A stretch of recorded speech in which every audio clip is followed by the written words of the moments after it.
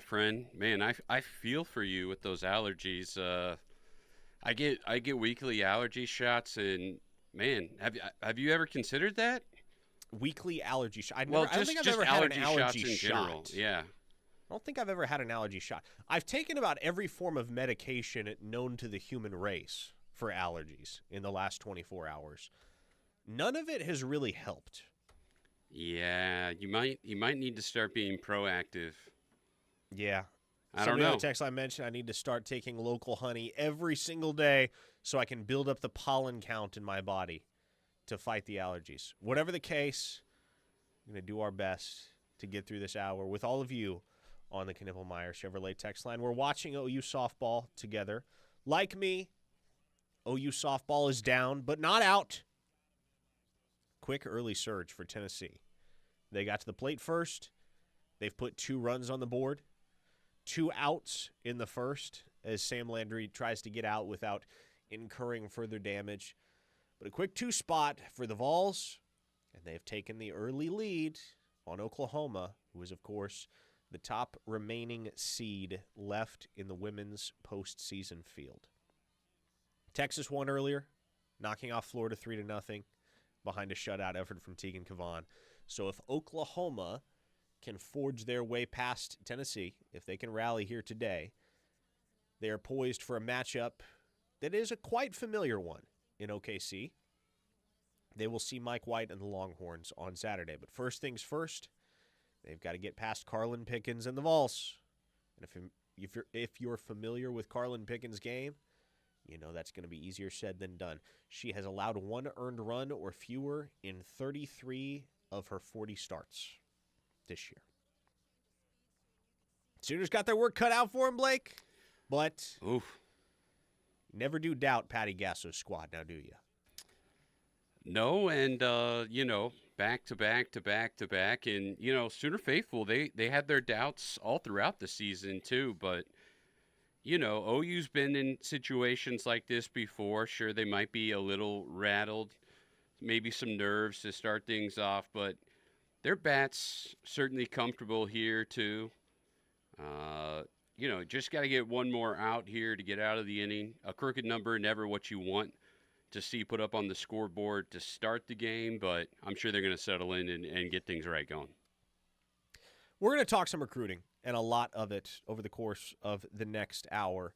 This hour, of course, is brought to you by Dorsey Jones GMC out in El Reno. A low-pressure sales environment out there with the ultra-reliable GMC, one of the best trucks and or SUVs on the market. Half-price oil changes on Saturdays, and they're fantastic service advisors. Many a reason to make the trek out to El Reno and check out Dorsey Jones GMC. And again, the Knippelmeyer Chevrolet text line is 405-651-3439. I'm beginning to have that debate, Blake. Should we take some phone calls in the second segment? Oh, man. I am in favor of it at the moment because it's going to enable me to talk less. Hey, we could give it a shot, I guess. I don't know. I say we open it up more to the YouTube chat. I don't know. I'm assuming we have thousands and thousands of people watching on YouTube and watching the softball game at the same time. Maybe the text line as well. Do a little questionnaire, but maybe we do take a phone call or two. Let's talk about this to kind of get our recruiting talk spurred on the Knippelmeyer Chevrolet text line. Let's talk about the picture at wide receiver right now. It's a position at which Oklahoma has 1 commit in the 2026 cycle. However, as we know, that commit is pretty joined at the hip with Jaden O'Neal. It's Daniel Odom out of Bellflower, California, St. John Bosco High. If Jaden O'Neal winds up walking away from Oklahoma's class, decent odds Daniel Odom does the same. That ought to be acknowledged. That said, Oklahoma and Emmett Jones, who has done a remarkable job of recruiting ever since he showed up to campus, they've given themselves enough options going into official visit season, Blake, that it doesn't really feel like, even if Daniel Odom winds up out of the class, as it were, that the Sooners are going to be up a creek. We've talked a lot about Dallas Dickerson, the speedster out of Bogart, Georgia. Four-star kid, 6'1", 185, runs a 10.36 in the 100 meters. Absolute burner. We've talked about Jaden Petit from down in Naples, Florida. 6'4", 202 pounds. A guy that physically bears a lot of similarities to Manny Choice a year ago, who was, of course, one of Oklahoma's 2 wide receiver signees in the 2025 class, with Elijah Thomas being the other. We've talked about Zachary Turner down at Duncanville. A guy that some schools see as a wideout, some see as a tight end. He's another sizable guy, 6'3", 205, moves really well, and obviously plays elite competition down the Lone Star State at Duncanville, which competes at the 6A level. One guy we maybe haven't talked about as much, and this is a guy with family ties to the University of Oklahoma, the state of Oklahoma. I believe his folks are up in Guthrie, if I'm not mistaken, and he also has an OU connection at his high school. I'm referring to 4-star Frisco Lone Star athlete Davian Gross, one of the most versatile and productive players in the entire state of Texas. He is teammates right now with 4-star OU tight end commit Ryder Mix. So that, plus the family connection to Oklahoma, gives the Sooners a nice case with Davian Gross. He told Mike Roach at 24/7 Sports, good friend of mine, a couple days ago, that he sees his recruitment, though, as wide open heading into official visits. Now, he's going to OV with Florida. He's going to OV with Baylor. He is going to head up to Oklahoma June 6th through the 8th, so the Sooners will get an early crack at him. But the thought is, for the moment, that Oklahoma's stiffest competition is going to wind up being Texas A&M, which is somewhat natural. But when you look at a guy like Davian Gross, the athletic profile, he's played running back, he's played wide receiver at the high school level. OU likes him as a receiver. How about this, Blake? Davian Gross ran a 20.5 in the 200 meters last month and won a state title in the state of Texas. Yeah, that's big time for the entire state, too. You got to like that his high school teammate's been a long-time commit, that we talk about peer recruiting all the time. You know, Gross, he's got the impressive offer sheet. We always worry about those big schools, those big money schools, I should say, like an A&M. He also has an offer from Miami. But, you know, Frisco, not too far from OU, obviously. That's an area, the DFW area, that traditionally OU's definitely had a lot of success in recruiting. I could totally see Gross eventually ending up on campus, and the wide receiver position, definitely one that they're going to need to fuel up on. We talked about it some yesterday. Probably going to need, 2, 3, maybe 4 pass catchers? They'd like to take 4. I think more realistically they wind up with 3, although Emmett Jones has shown that he can land 4 good ones, and even 5. He had 5 for a time in the 2024 cycle before the Sooners dropped Dozie Ezukanma shortly before signing day. But how interesting is it? And this to me is one of those schools that you just kind of file under annoying when it comes to foes on the recruiting trail. Baylor is a school that's just kind of annoying. They have been for a while, too. They've had a resurgence now. Because you've battled Texas. You've battled Texas A&M. As of recently, you've really had plenty of battles with SMU down there in DFW specifically. You've had battles with LSU. Heck, there have been some real solid Midwest battles with Nebraska. You kind of know every year as an Oklahoma fan which schools you're going to be up against the most for your top targets. Oregon is another one that springs to mind. But there always seems to be like 2 or 3 recruitments where it's OU and their primary competition is Baylor. We saw this last year when OU tried to flip Baylor linebacker commit Caleb Burns down the stretch. Ultimately, he honored his commitment to the Bears, signed with them, despite taking a very late official visit to Oklahoma. And a visit for the Alabama game at that, which, I don't know how on earth you show up to Oklahoma for that game and don't want to commit to the Sooners, commit to the Crimson and Cream. But Caleb Burns decided to stick it out with Baylor. And here in this cycle, Oklahoma is once again trying to flip a Baylor commit in running back Rylan Morris. But their 2 top wide receiver targets, at least in terms of ranking, Jordan Clay, Davian Gross. Jordan Clay, 6'4", 200 pounds, out of Madison High School in San Antonio. We mentioned Gross. Those two are both top 100 players in the nation. Clay's recruitment is just straight up an OU Baylor battle. Like those are two schools at the top, and it's been that way for a while. You don't necessarily get the sense that Baylor is the competition with OU for Gross, but they're getting his last official visit, June 20th through the 22nd. On paper, there's no reason why that should be the case, right? Yes, Baylor closed the year hot last season, but we're not all that far removed from having serious conversations about Dave Aranda's job security and the future therein at Baylor. And moreover, those programs have just historically been on different planes as far as their level of competition. By the way, quick update.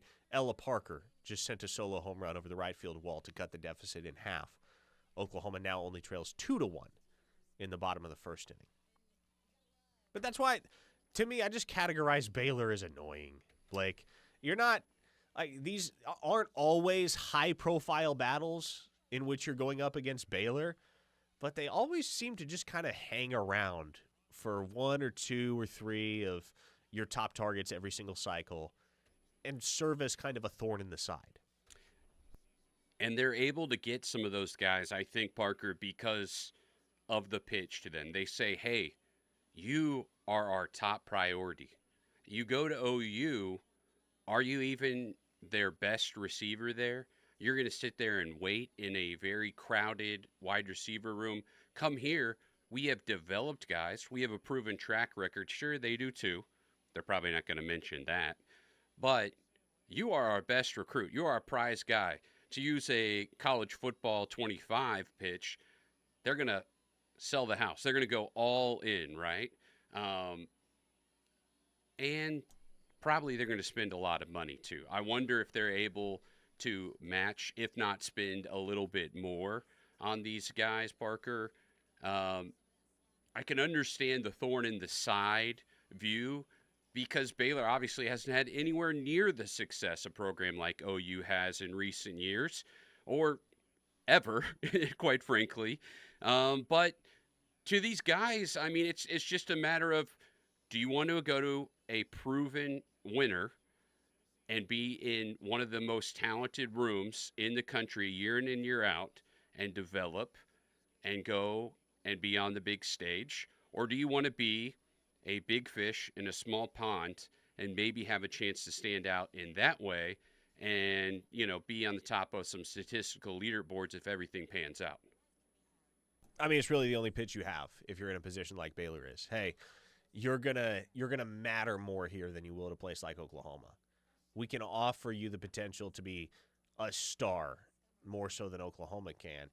Now, there's a double-edged sword with that, right? Because there's a certain type of kid that's going to hear that, and what they're going to interpret is, oh, so you're telling me I'm not that good. I'm not good enough to be a star at Oklahoma, but I'm good enough to be a star at Baylor. What do you actually think of me? So it just kind of depends on the kid, I guess. I mean, recruiting in general is a case-by-case basis, but for Baylor to be right there in the thick of it with two of Oklahoma's top wide receiver targets in Davian Gross and Jordan Clay, two nationally coveted players that are top 10 at the wide receiver position in the 2026 class. Man, what times we are living in. And Baylor does have some pretty decent money. I'm not sure how much people realize that or are cognizant of that, but Baylor does have some decent money in the coffers down there in Waco. Parker, I got some philosophical recruiting questions about the pass catchers. I've noticed a trend. Maybe it's best for our next segment since we're needing to take a break here. Yes, we definitely need to take a break because I need to sneeze several times in a row. So let's hit a quick break. Let's hear from our sponsors. I'm eager to hear these philosophical questions from Blake Gamble on the other side, and you will get the chance to hear them as well when the show rolls on. 405-651-3439 is the Knippelmeyer Chevrolet text line. Locked In continues on the other side. You're listening to The Ref, the home of Sooner fans. Hey Sooner fans, this is Kelly Maxwell, and you're listening to the home of Sooner fans, the Ref Radio Sports Network. Want to have a cool summer? Well, get ready now. Tune up your summer comfort and savings with an AC tune-up from OG&E. And the coolest thing? It's available at no out-of-pocket cost to you. An AC tune-up will reduce your cooling costs, make your home more comfortable, and boost your AC unit's energy efficiency by up to 30%. How cool is that? Sign up today at oge.com/efficiency and stay cool all summer long.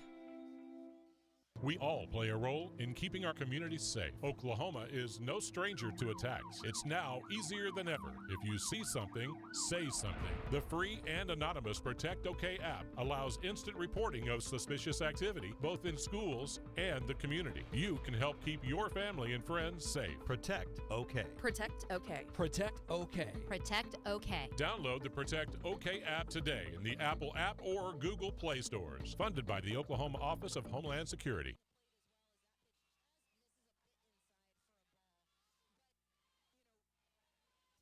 Life is full of big moments, and at OU Federal Credit Union, they are happy to help you make those moments happen. Thinking of buying a home? OUFCU offers mortgage loans with competitive rates and flexible terms. If you already own a home, their home equity loans can help you make those much-needed renovations or pay off high-interest debt. But it's not about the loans, it's about the people. Ready to make the next step toward your dreams? Visit OU Federal Credit Union today. Your home sweet loan is just around the corner. Member savings insured up to $250,000 by NCUA.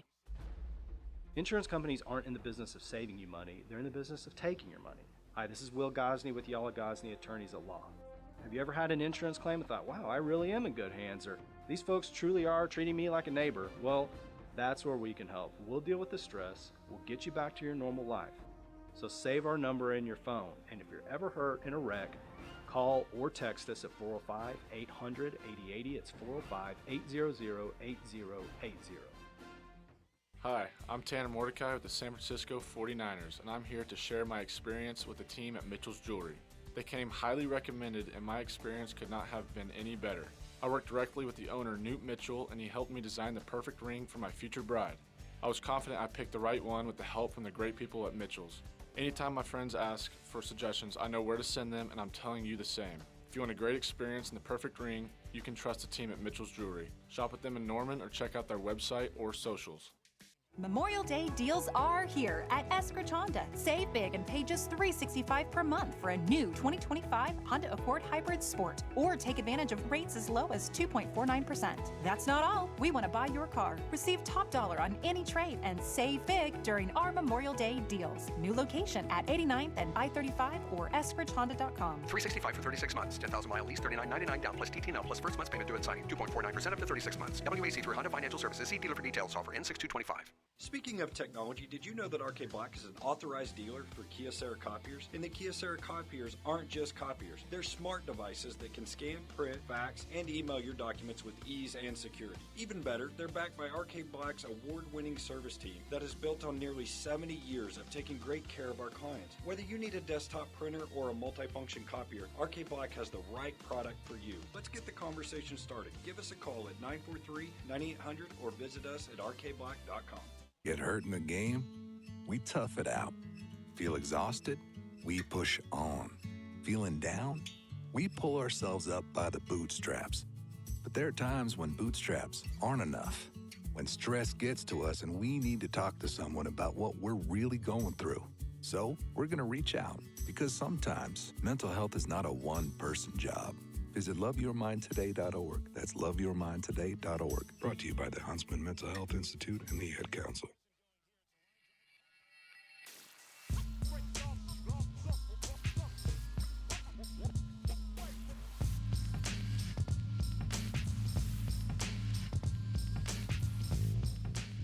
Powering through the attack of the allergies here on Locked In. Can anyone hear us? Is anyone listening? I don't blame folks if they're tuned into OU softball.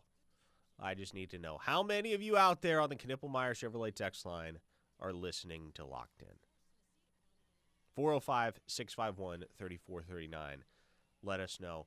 Okay, Blake, I'm going to give you the floor, and you can feel free to throw those philosophical questions that you referenced at me. In the meantime, I'm going to sneeze a couple more times. You do just that. All right.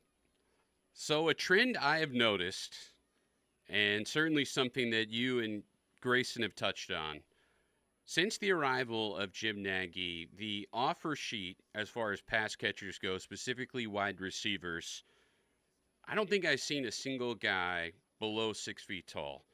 And in fact, in an article that you recently published on OU Insider, a couple of guys that you projected to be in the class as wide receivers are classified by some sites as tight ends. Now, I know on certain draft boards at the NFL level, and I think Jim Nagy certainly looks at things through a lens of a lot of NFL GMs just because of his background and everything. There's certain guys that teams will mark off for certain issues, character issues, production issues. But size is certainly one thing for a certain position. They'll say a quarterback too short. They'll say an offensive lineman not long enough arms, that sort of thing. Do you believe that there is a hard and firm height restriction for wide receivers, maybe just the XY or even slot or whatever it might be? I'm not sure. But what do you think about this? And do you think it's a good strategy? Very good question, first off. Very good question. I'm glad you asked it. The answer to your question, well, the short answer is yes. I mean, I don't think there is a blanket answer to that question that is going to hold true forever and ever.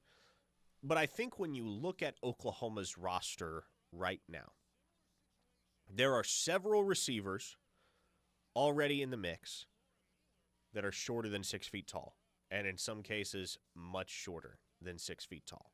Guys that fit the mold of what you would consider a traditional slot to be. Isaiah Satania, Deion Burks, Zion Reagans, KJ Daniels, and you don't mind having a guy or two like that, I don't think.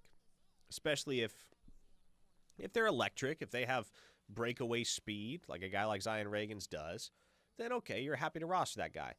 But I'll say this, the Jim Nagy philosophy when it comes to recruiting receivers and the Jeff Lebby philosophy when it comes to recruiting receivers could not be more diametrically opposed, because Lebby wanted all of the small guys. He wanted all of the 5'8 speedsters, man. All of them.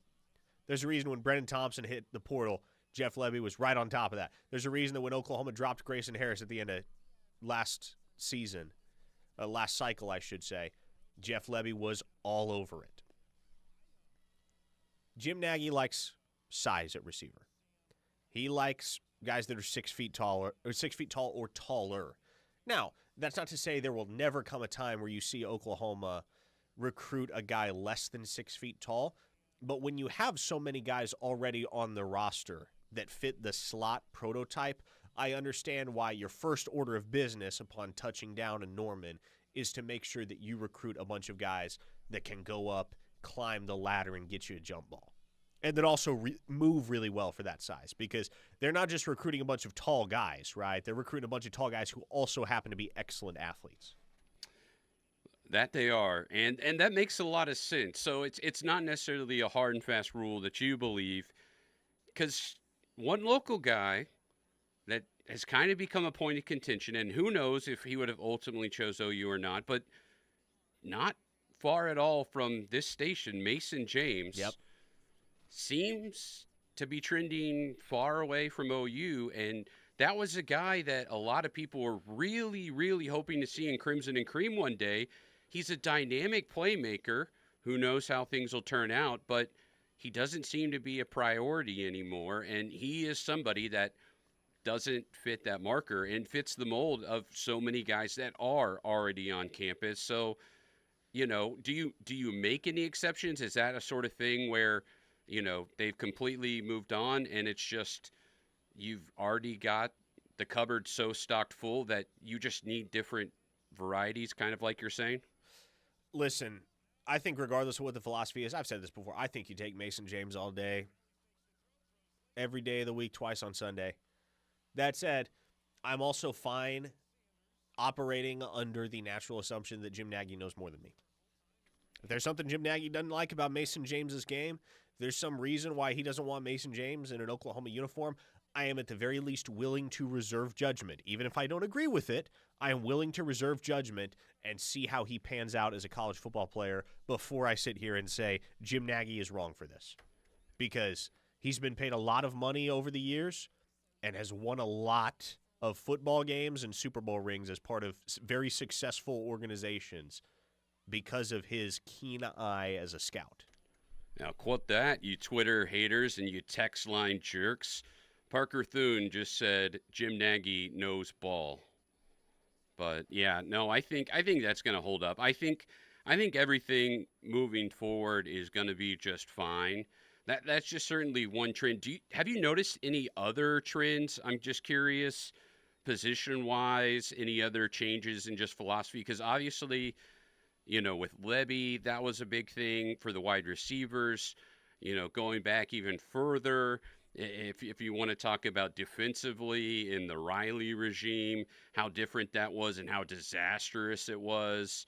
Any other position group? I know over the last few years they've been really bulking up in the lines because of the move to the SEC. Has there been any other trend of note that you could tell of, Parker? I'll say this. I do like this about the way that Nagy has gone about his business since he got to Oklahoma. The philosophy has shifted when it comes to the type of tight end that they're pursuing. And this is not without exception, but it feels like in recent years, Oklahoma has gone after a lot of true old-school tight ends. Successfully, in many cases. Jason Llewellyn, whom they signed as a 4-star prospect back in the 2022 class. Big old boy. Very traditional tight end. Devon Mitchell, whom they signed in the 2024 class, obviously much the same way.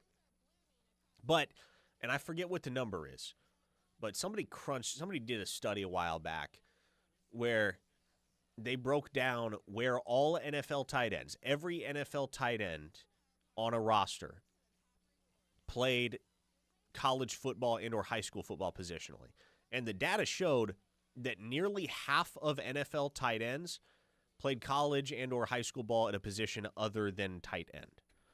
And so I think there's been a shift, if you will, not just at Oklahoma, but nationally over the last few years as programs have just begun to look for big athletes, more so than guys who are born and bred tight ends. They're looking for big athletes. A guy that perfectly fits that mold is the guy that the Sooners kind of have in the crosshairs as the one that they'd like to add to their 2026 class as their second tight end alongside Ryder Mix, and that would be Tyler Ruxer out of the state of Indiana. Plays wide receiver. Fishers City, Indiana, I want to say is where he's from, but does not play inline tight end really at all at the high school level. But it's very clear when you watch him on tape, okay, this is a guy that, yes, he's 6'4" and 220 pounds, but we're going to be able to pack weight on him when he gets here, and his superior athleticism could potentially make him a real matchup nightmare for the opposition if we stick him at tight end once he shows up here. Okay, that just sparked something in my mind there. So there's been a trend in professional basketball. It's made its way down to the college game over the last decade. They call it positionless basketball. It really doesn't matter if there's a point guard. If you have a power forward, you can have small ball lineups. You can play two bigs. Football, that seems a little bit impossible to do, although you have multiple formations, offensively, defensively, that sort of thing. But in recruiting, obviously you have projectability for different positions. Do you see that at all with all these different hybrid positions? Obviously you have the cheetah, or is that going too far? Because what you were saying as far as tight ends, just looking for the athlete, just looking for potential, is there something there where guys are just truly looking for, I don't know how else to say it other than ball players, guys that just get it and have the physical assets, or versus the true rigid, this guy is truly a Sam linebacker, or this guy is a boundary corner? Well, I'll say this. I think for the most part, the ideal, what you would consider to be the stereotype at any given position hasn't really changed. The two maybe where it has are tight end, like I mentioned.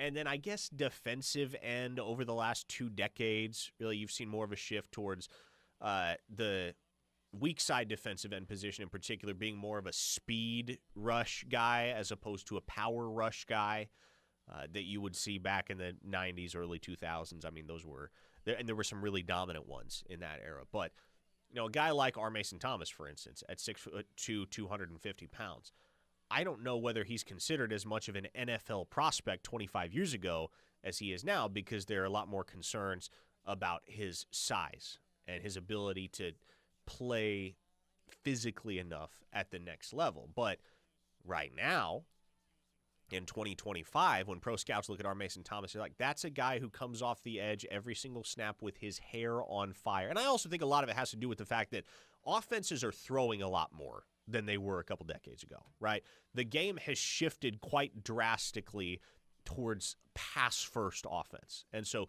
you have more need for a speed rusher when you're dealing with pass-first offenses than you did 10, 20, 30 years ago when you were dealing with offenses that primarily ran from under center and that ran the ball more than they threw it.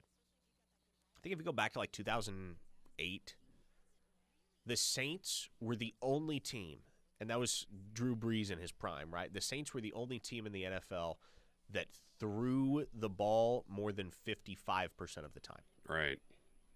And so that was kind of the early stages of that shift that you've seen, and that's contributed to a change in what is considered acceptable as far as physique and skill set at defensive end. But for the most part, it really hasn't changed anywhere else. And, you know, an offensive lineman is still the same big old boy that he was at the turn of the 21st century. A safety, still that hard-hitting, 5'11", 6-foot type of guy. You'll see a plus-size safety every now and again, but for the most part, you're just looking for that guy that can flip his hips and make plays in coverage, but also come downhill and provide run support. That really hasn't changed as far as the prototype. Cornerbacks, wide receivers, everywhere, right? You've seen a change at tight end and defensive end most specifically, but I will say this. There's a D2 coach. There's a D2 defensive coordinator. For the life of me, I can't remember where he's at. I remember reading a really interesting story on him last year. Apparently, there's a D2 coach that is experimenting and having quite a bit of success with what is essentially a positionless defense, where they're not going with any down linemen. They're just recruiting a bunch of plus-size athletic dudes that they're lining up in all sorts of wacky formations along the offensive line, and it just completely throws the opposing offense out of it. I think it's somewhere in Pennsylvania. I'd have to do some research. But yeah, I don't think positionless football is ever something that's really going to take root, because at the end of the day, you still got to win the battle in the trenches with the absolute biggest boys that you got. And you still got to have receivers that can get downfield with speed to take the top off of defense and things of that nature. Denver from Indiana says, if you hate Jim Nagy, you're a hoe. Yeah, amen to that. I don't think there's much of a reason. Even if you disagree with some of the things that Nagy is doing / has done, there's no reason to get all over him for it yet. Because we have no idea how any of this is going to turn out. Between the time that Jim Nagy was hired at the University of Oklahoma and right now, the Sooners have not completed a recruiting cycle, and they have not played a meaningful game of football. So, again, with a guy like Mason James, I have my opinions. Jim Nagy has his. I am more than willing to sit and wait and refrain from tossing out any incendiary takes and simply acknowledge that this guy was hired for a reason. I don't necessarily know what kind of value he's going to provide at Oklahoma and how good at his job he's going to prove to be. But there's a reason the University of Oklahoma paid him as much money as they did to come overhaul their scouting and recruiting operation. So let's let him do his job for a little while before we decide whether or not he is, as the kids say, cooked. Steelman, if he's listening right now, is just shaking his head. 405-651-3439 is the Knippelmeyer Chevrolet text line. We only have to power through one more segment before I get to go home and hopefully sleep off whatever is ailing me. I think it's just allergies. I hope it's just allergies. I would hate to be down for the count tomorrow. 405-651-3439. Again, that is the Knippelmeyer Chevrolet text line. Might we take a phone call or two in our final segment? What do you think, Blake? For it, against it? I don't know. Our text line's starting to pop off. Maybe we can take a couple questions from there. Let's open it up to the text line questions. Okay, yes. We'll take some text line questions. Here's the deal. Here's what we'll do. We will take one phone call and one phone call only. So if you would like to be on the show, hit the Riverwind Casino jackpot line in the break, 405-329-9000. One Lucky caller. And again, like if you call and you got nothing to say, I'm going to be real upset. If you call, come with a question, come with a thought-provoking opinion, come with something that's going to justify the airtime. Look forward to hearing from you guys via the text line and via the Riverwind Casino jackpot lining at 405-329-9000 is where you can give us a call. We'll be back in a moment here on Locked In. You're listening to The Ref, the home of Sooner fans. This is Deion Burks, and you're listening to The Ref, the home of Sooner fans. Beats and Bites Festival is back again at Riverwind Casino, where good grooves and great food are on tap all summer long. Kicking off on June 14th with Josh Turner. Would you go with me? And Edwin McCain. Along with crave-worthy eats from local food trucks, there's something for everyone. Get your tickets online or at the box office for just $10. Only at Riverwind Casino. Why don't we just dance? The Ref is the home of Sooner fans and is once again your home for chaos. Every game-changing hit. Long fly ball to left. Track. Whoa. Gone. Every strikeout. Got him. Swinging. Every defensive gem. He caught it. He caught it. Every game. All year. The Ref has you covered. Catch every Sooner baseball postseason game right here on the Ref and the K-Ref app. Experience the confidence you deserve at Confidence Ford of Norman, where we're dedicated to providing our customers with exceptional service. That means unbeatable offers on 2024 Ford models right now. Save an incredible $10,000 on a Ford Bronco or F-150 XLT, and save even bigger on an Expedition XLT with $18,000 in savings. Drive the Ford you've always wanted from a team that puts you first. Visit us today at 825 North Interstate Drive, Confidence Ford of Norman, part of the Cavender Auto family, where confidence is Cavender. Imagine one step, and suddenly a fall turns into a fracture. For many, osteoporosis is a hidden threat, weakening bones silently until it's too late. At the Ortho Central Bone Health Clinic, we believe in personalized care to keep bones strong and resilient. Led by advanced practitioner Amanda Boyd, our team specializes in detection and personalized treatment plans, from bone density testing to strengthening bones after a fracture. Take charge of your bone health today. Call Ortho Central's Bone Health Clinic and let's build better bones together. Are you, your family, or company looking for a locally owned and trusted management group? Carlsbad Management Group is an owner, developer, and manager of high-quality apartment communities in Oklahoma. They are a locally owned and operated management company for apartments and self-storage units. They are committed to providing exceptional apartment homes, customer service, and increasing the value of multi-family communities under our management. If you would like a free management quote today, call Carlsbad Management at 405-701-1411 and be part of the Carlsbad family. The best words to hear at the TSA security checkpoint? You're good to go. All it takes is a little preparation.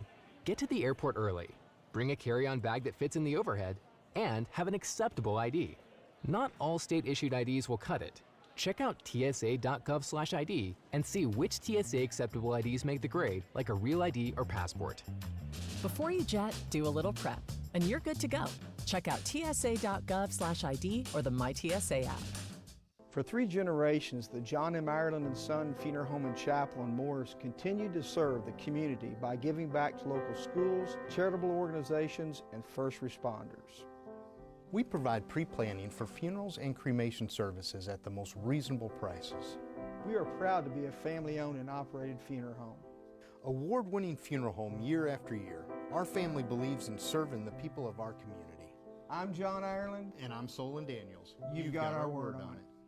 I thought mixing bleach with my floor cleaner would take the stain out. When my youngest ate the dog's medicine, that was a new one. I was trying to protect my garden, but I accidentally sprayed myself with pesticide. So I called 1-800-222-1222, the poison helpline. A poison expert helped me figure out what to do next. I was connected to someone who spoke Spanish. They answered my questions. It was free. It was confidential. It was real help in real time. Keep the poison experts in your pocket. 1-800-222-1222.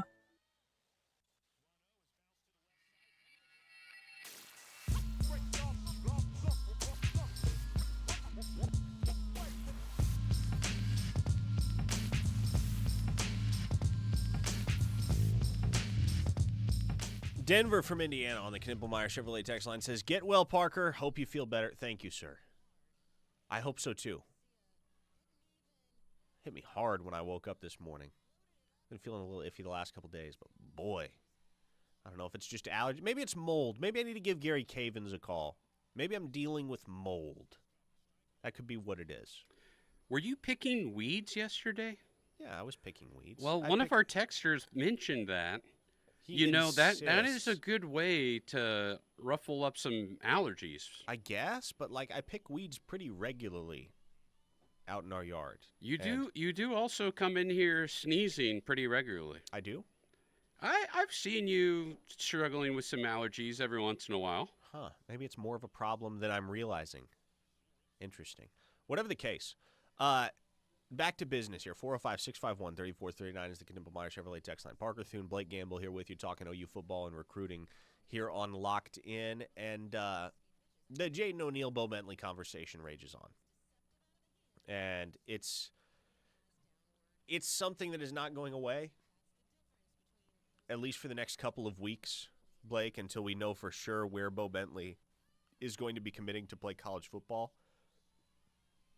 Really interesting wrinkle in this whole saga this morning, though.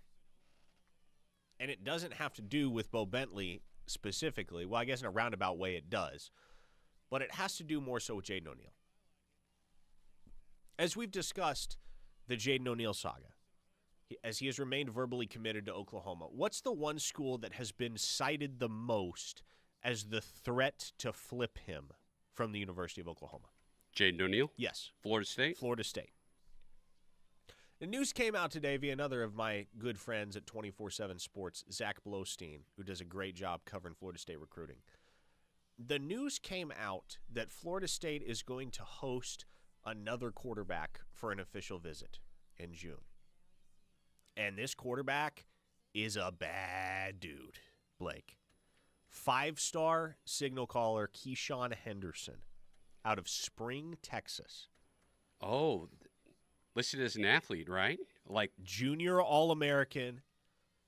Yeah, arguably, I think the only question with him is what position he's going to play. He's insisted on playing quarterback, but for instance, Oklahoma offered him a couple years ago as a wide receiver, and there's been a thought that maybe he could wind up playing safety too. A guy that can legitimately do everything on the football field and make it look easy. Or is he committed to Houston at some point? He is committed to Houston as we speak, has been for a long time. But now he's going to take an official visit to Florida State. So it makes you wonder what kind of trickle-down effect is there going to be if, let's just say, for the sake of the hypothetical, Florida State pivots from their pursuit of Jaden O'Neal, really ramps up, and ultimately succeeds in flipping Keyshawn Henderson. Then what happens? I mean, Bo Bentley, I'll say this. This may be a sign that Oklahoma, I've said it before, I'll say it again. The worry, and it is something that's been voiced by many of you on the text line, the worry in pursuing Bentley is that you go 0 for 2, right? You don't land Bentley, he goes to LSU, and O'Neal feels jilted. He feels like you don't love him as much as you once did, and he backs up and leaves. That probably becomes a little bit more difficult for him to do if the school that has been pushing the hardest for him over the last several months all of a sudden winds up taking another quarterback. Now, there isn't really a school that has been able to separate from Oklahoma and anyone else in the crowd in the relationship game with Jaden O'Neal if Florida State is off the table. So if nothing else, I think it diminishes Oklahoma's chances of going 0 for 2.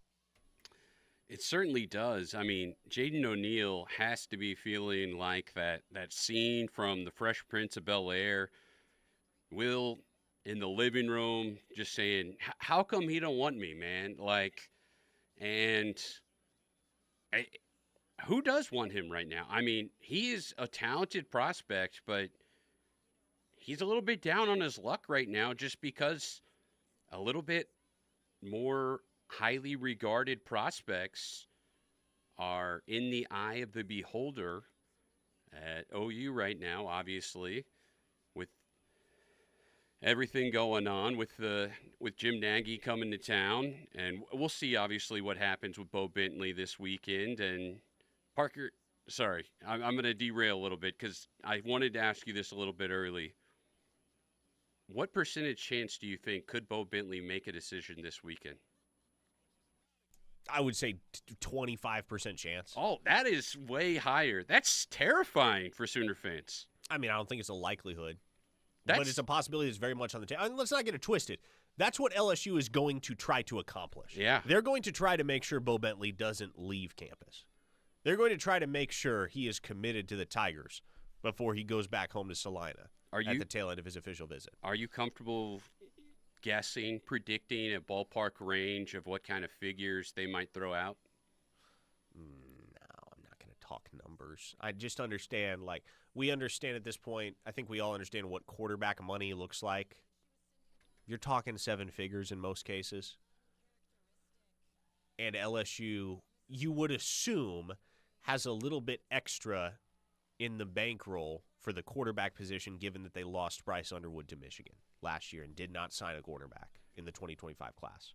Now, could they perhaps be one of the schools that offers some financing for the high school months to month, like we discussed? Oh, my goodness. They could be, I guess. I don't know. It is a really weird situation as far as Jaden O'Neal is concerned, and it's got to feel somewhat disorienting because now all of a sudden it felt like you were the priority at Florida State. Turns out you're not. It's Keyshawn Henderson.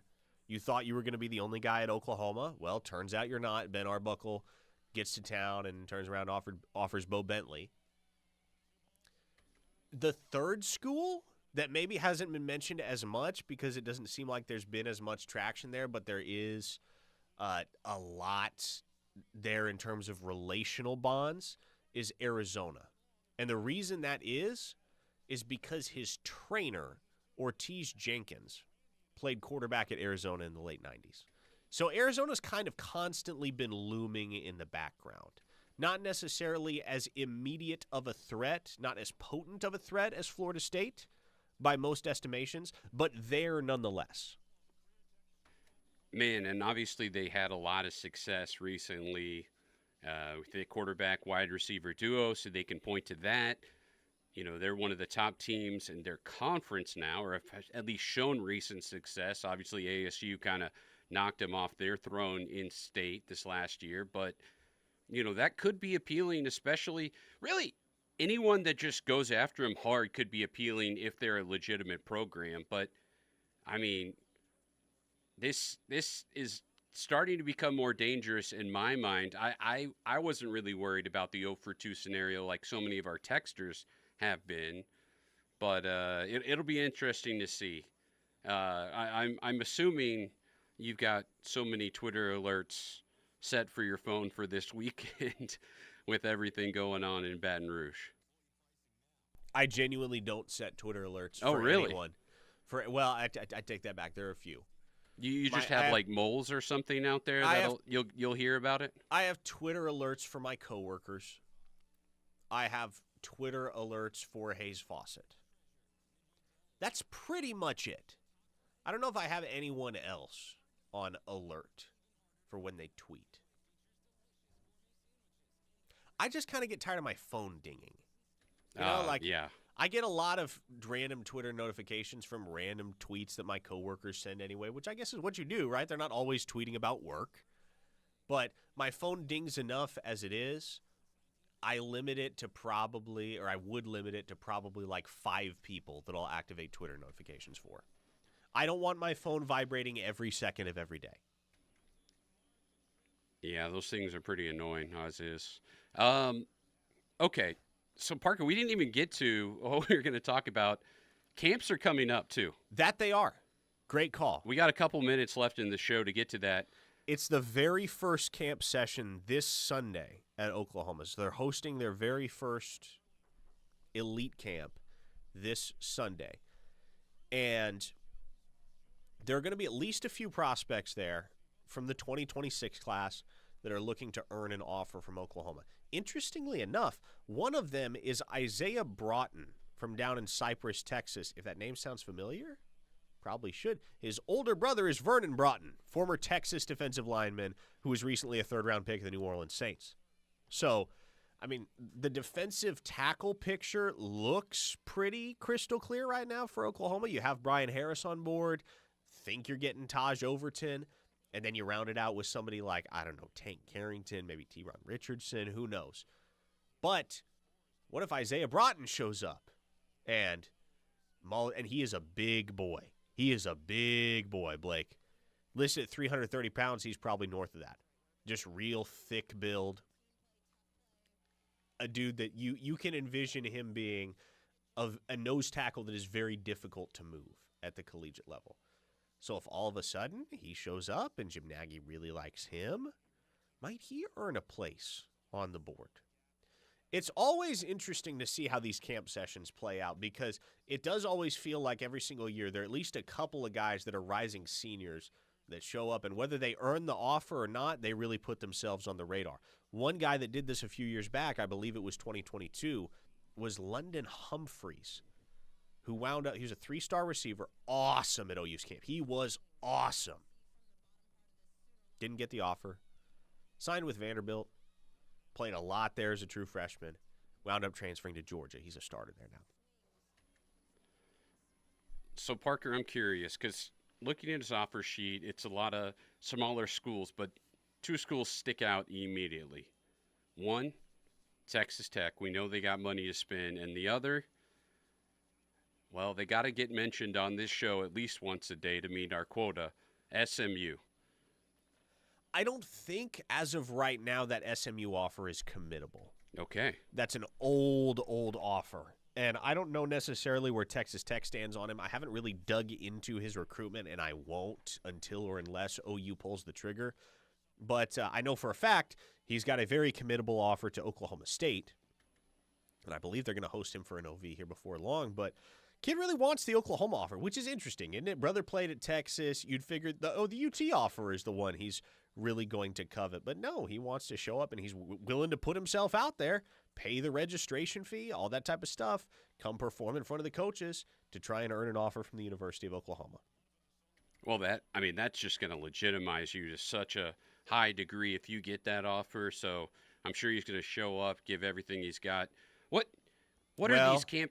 What's that? And think about this. Jim Nagy, NFL guy. What do NFL guys, to whom do they tend to give the benefit of the doubt? Guys that show up and compete. Absolutely, right? yeah. Guys that don't duck the smoke. Guys that are willing to step into any arena, any environment, and go prove why they are the best. And so that's why I really like a guy like Isaiah Broughton showing up and think it's very realistic that he can earn an offer from Oklahoma if he excels, because somebody like Nagy is going to appreciate the fact that, hey, look, you got other offers. You got other P4 opportunities. You're a rising senior. You should be out taking official visits. You should be on an OV this weekend, realistically. And yet you're here trying to prove that you belong at the University of Oklahoma. You can respect that. All right, folks, we did it. We made it through the show. I'm going to go home and probably sleep for a long, long time, take some additional meds, get ready to try and run it back tomorrow. OU softball trails Tennessee 3-1 in the bottom of the third. They'll be following it coming up next when Tyler McComas and Teddy Lehman take over for the Rush. We're done here on Locked In. We'll see you tomorrow, same time, same